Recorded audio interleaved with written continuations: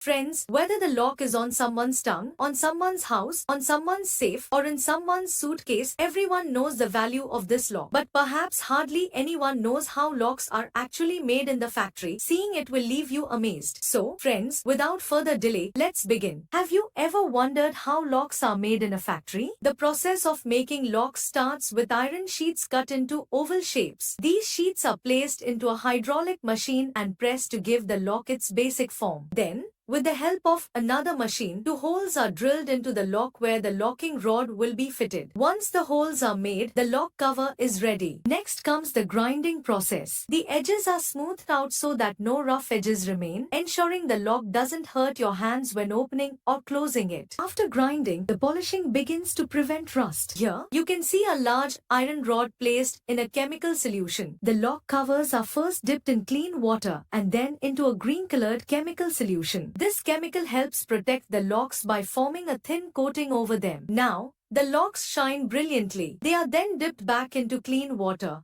followed by another round of chemical treatment to maintain their shine for years. The yellow chemical you see here ensures long-lasting polish. After this, each lock is removed, washed in soapy water for thorough cleaning, and then polished again to give it a stainless steel finish. Now, the lock covers are ready. They are removed from the rods one by one and placed into a large drum. The edges are smoothed further to ensure a perfect finish. Once the outer covers are ready, the internal mechanism is prepared. Small pieces are cut from iron sheets and keys are crafted. After all the keys are made, the back cover of the lock is also cut and prepared. Now comes the assembly process. The iron frame is taken, and the previously cut pieces are fitted into it. The locking rod is inserted, followed by the most crucial part, the levers. These levers act as the security mechanism inside the lock. Some locks have 5 levers, while others have 7. Each lever is carefully placed inside. Then,